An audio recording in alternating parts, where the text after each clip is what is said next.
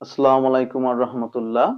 এই মুহূর্তে বাংলাদেশের বিভিন্ন পর্যায়ের সকল শিক্ষার্থীদেরকে আমি মাহফুজুর রহমান এবং আমার চ্যানেল বর্ষণ একাডেমির পক্ষ থেকে সকলকে জানাচ্ছি আন্তরিক শুভেচ্ছা ও অভিনন্দন। প্রিয় শিক্ষার্থীরা, আজকে তোমাদের সম্মুখে এমন একটা বিষয় নিয়ে আলাপ করতে যাচ্ছি যে বিষয়টি এসএসসি গণিত, ইন্টারমিডিয়েট গণিত এবং আমাদের ব্যক্তিগত জীবনে খুবই গুরুত্বপূর্ণ একটা বিষয়।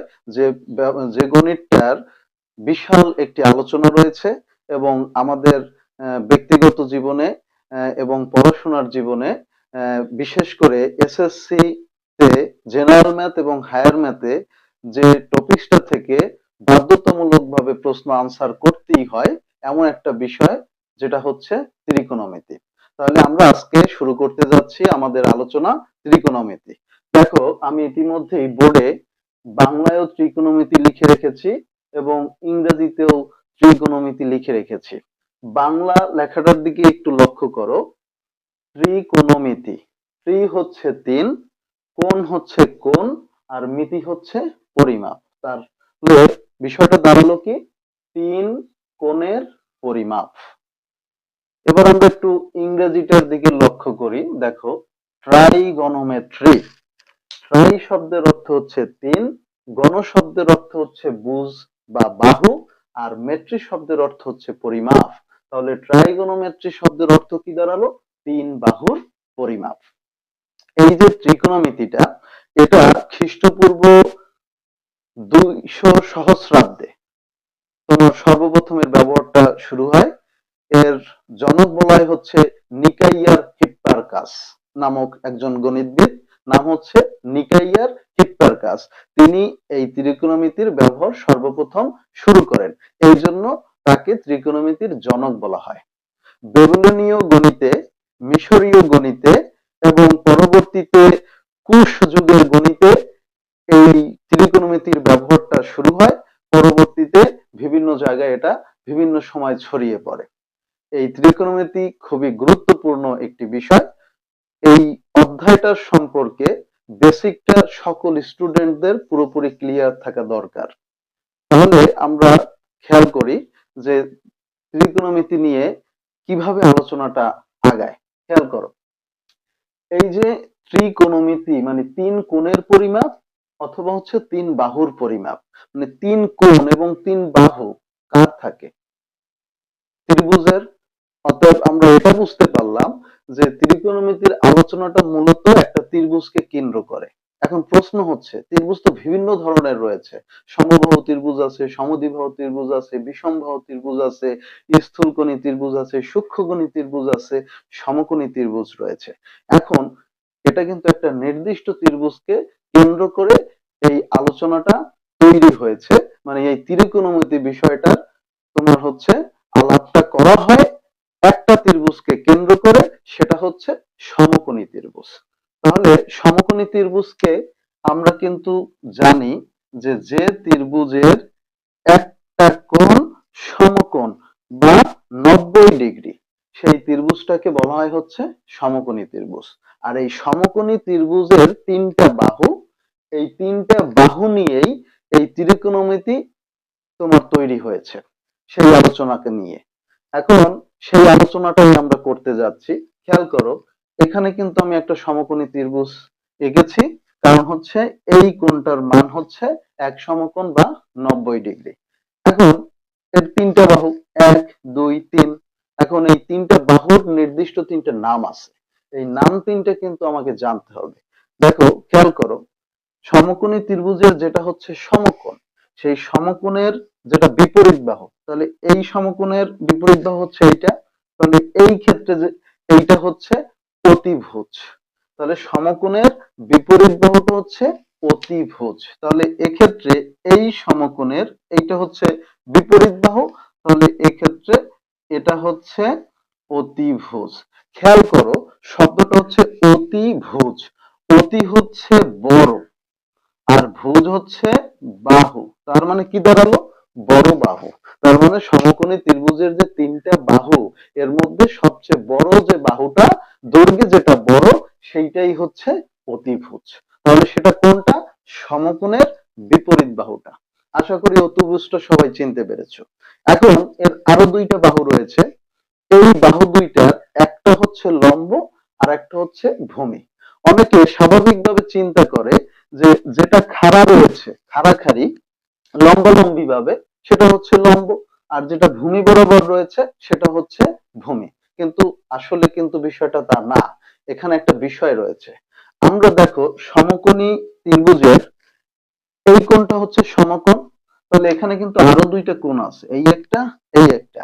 এই কোণ দুইটাও কিন্তু মিলে হবে 90 ডিগ্রি, কারণ আমরা জানি ত্রিভুজের তিন কোণের সমষ্টি হচ্ছে 180 ডিগ্রি। তাহলে এইটা যদি 90 হয় তাহলে এই দুইটা মিলিতভাবে হবে হচ্ছে 90। এখন প্রশ্ন হচ্ছে এই দুইটাও কিন্তু সূক্ষ্মকোণ। এই সূক্ষ্মকোণের যে দুইটা সূক্ষ্মকোণ, এই সূক্ষ্মকোণের যখন আমরা যেটাকে নিয়ে কাজ করব বা যেটার সাপেক্ষে আমরা হিসাব করব, সেইটার সাপেক্ষে সেই কোণটাকে আমরা থিটা কোণ হিসাবে বিবেচনা করব। মনে করো আমরা এই সূক্ষ্মকোণটা নিয়ে কাজ করব, তাহলে এটাকে আমরা ধরে নিলাম হচ্ছে থিটা। তাহলে যে কোণটার সাপেক্ষে আমরা কাজ করব সেই কোণের যেটা বিপরীত বাহু সেটা হবে হচ্ছে লম্ব। তাহলে এখানে এইটাকে আমরা থিটা কোণ ধরেছি, মানে এই কোণ নিয়ে কাজ করব, এই কোণের বিপরীত বাহু এটা হচ্ছে লম্ব। এখন দেখো বাকি যে বাহুটা, এখানে দেখো এইটা হচ্ছে সমকোণ, এটা হচ্ছে থিটা কোণ। তাহলে এই যে সমকোণ এবং থিটা কোণ সংলগ্ন যে বাহুটা, এই যে এইটা মানে থিটা কোণের সন্নিহিত বাহু যেটা, বা সমকোণ এবং থিটা কোণের সাথে সংলগ্ন যে বাহুটা সেটাকে বলা হয় হচ্ছে ভূমি। সেটা হচ্ছে ভূমি। তাহলে আশা করি অতিভুজকে, লম্বকে এবং ভূমিকে আমরা বুঝতে পেরেছি। সমকোণের বিপরীত বাহুটা হচ্ছে অতিভুজ, থিটা কোণের বিপরীত বাহুটা হচ্ছে লম্ব, এবং সমকোণ এবং থিটা সংলগ্ন যে বাহু সেটাকে বলা হয় হচ্ছে ভূমি। এখন মনে করো আমরা এখানে এই আর একটা সমকোণী ত্রিভুজ আমরা চিন্তা করলাম। এখন এই সমকোণী ত্রিভুজের এইটা হচ্ছে সমকোণ বা 90 ডিগ্রি। তাহলে এই সমকোণের বিপরীত বাহু হচ্ছে এইটা। তাহলে এক্ষেত্রে এই ত্রিভুজের এই বাহুটা হচ্ছে অতিভুজ। এখন আমরা যদি এই কোণটাকে আমরা থিটা কোণ চিন্তা করি বা এই কোণটা নিয়ে যদি আমরা কাজ করি, তাহলে এই কোণটার যে বিপরীত বাহু রয়েছে এইটা হচ্ছে লম্ব। আর এই থিটা এবং সমকোণ সংলগ্ন এই যে বাহুটা আছে এইটা হচ্ছে ভূমি। আবার লক্ষ্য করো, মনে করো আমরা একটা এই একটা সমকোণী ত্রিভুজ নিলাম। তাহলে এক্ষেত্রে এই কোণটা হচ্ছে আমার সমকোণ। তাহলে এই সমকোণের বিপরীত বাহু এখানে এইটা, এই বাহুটা হচ্ছে অতিভুজ। এটাকে যদি আমি থিটা কোণ চিন্তা করি, তাহলে এই থিটার বিপরীত এইটা হবে এক্ষেত্রে লম্ব। আর এই থিটা এবং সমকোণ সংলগ্ন এই যে বাহুটা সেটা হবে হচ্ছে ভূমি।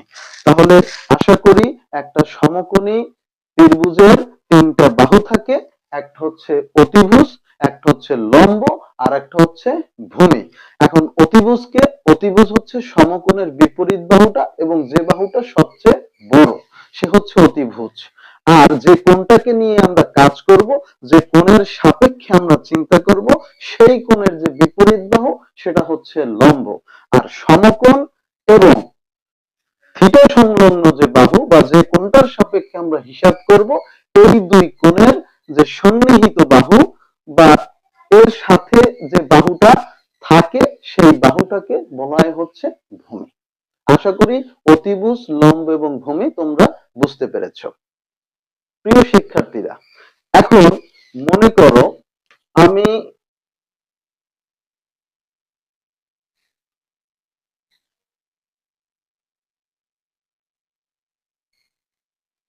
এখানে এই একটা সমকোণী ত্রিভুজ নিলাম, এই কোণটা হচ্ছে আমার সমকোণ। তাহলে এই সমকোণের এই বাহুটা হচ্ছে অতিভুজ। আমরা যদি এই কোণটা নিয়ে কাজ করি, তাহলে এই কোণটা হচ্ছে থিটা, এর যে বিপরীত বাহু এইটা হচ্ছে লম্ব, এবং এই থিটা আর এই সমকোণ সংলগ্ন এই যে বাহুটা, এই বাহুটা হচ্ছে এক্ষেত্রে ভূমি। তাহলে এই ত্রিকোণমিতি হচ্ছে একটা সমকোণী ত্রিভুজকে কেন্দ্র করে তৈরি হয়েছে। একটা সমকোণী ত্রিভুজের আলোচনাটাই হচ্ছে ত্রিকোণমিতির আলোচনা। আশা করি তোমরা সকলে একটা সমকোণী ত্রিভুজের লম্ব, অতিভুজ এবং ভূমি এটা সকলে বুঝতে পেরেছো। এই সমকোণী ত্রিভুজের যে তিনটা বাহু, এই তিনটা বাহুর একটা বাহুর সাথে আরেকটা বাহুর সম্পর্ক তৈরি করা হয়েছে। তিনটা বাহুর দুইটা দুইটা বাহুর সাথে সম্পর্ক, তাহলে হচ্ছে 3 দুগুণে টোটাল হচ্ছে তোমার 6টা সম্পর্ক।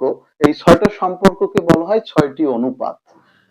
তার মানে হচ্ছে ত্রিকোণমিতির অনুপাত হচ্ছে 6টা।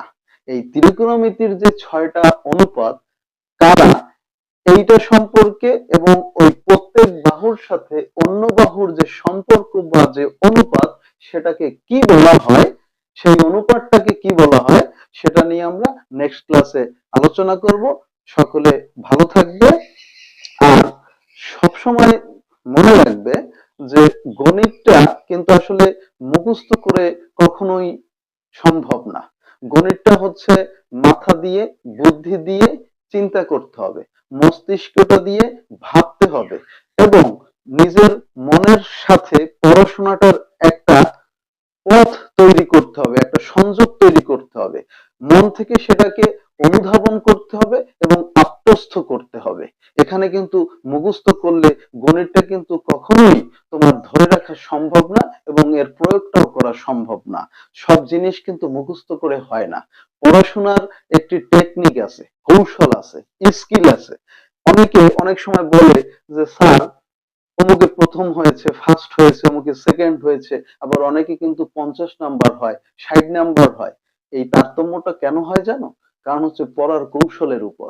যে স্টুডেন্ট যত বেশি কৌশলী তার পড়াশোনা আত্মস্থ করার ক্ষেত্রে, সে কিন্তু পড়াশোনাটা তত বেশি তোমার হচ্ছে আত্মস্থ করতে পারে এবং সে পড়াশোনায় তত বেশি সমৃদ্ধ করতে পারে নিজেকে। এই দিকটার প্রতি লক্ষ্য করতে হবে, মস্তিষ্ক দিয়ে ভাবতে হবে, চিন্তা করতে হবে। আমার গণিতটায় কি বলছে, কিভাবে আমি এটা সমাধান করতে পারি, নিজের সাথে নিজের একটা সমন্বয় করতে হবে। মনের সাথে ব্রেনের একটা সংযোগ স্থাপন করতে হবে, গভীরভাবে চিন্তা করতে হবে। তাহলে দেখবে গণিতটা কিন্তু সহজ হয়ে গেছে। অনেক স্টুডেন্টই বলে যে গণিতটা আসলে অনেক কঠিন একটা সাবজেক্ট, এটা মাথায় আসে না, বুঝতে অনেক সমস্যা হয়। আসলে সবাই যদি মন থেকে চেষ্টা করো তাহলে দেখবে, মন থেকে বোঝার চেষ্টা করো, যদি মুখস্থ না করে আত্মস্থ করার চেষ্টা করো, গভীরভাবে অনুধাবন করার চেষ্টা করো, তাহলে গণিতটা অন্যান্য বিষয়ের মতো সহজ হয়ে যাবে। আশা করি সকলে ভালো থাকবে, আমার জন্য দোয়া করবে। সকলের সুস্বাস্থ্য এবং দীর্ঘায়ু কামনা করে আজকের মতো বিদায় নিচ্ছি। আল্লাহ হাফেজ।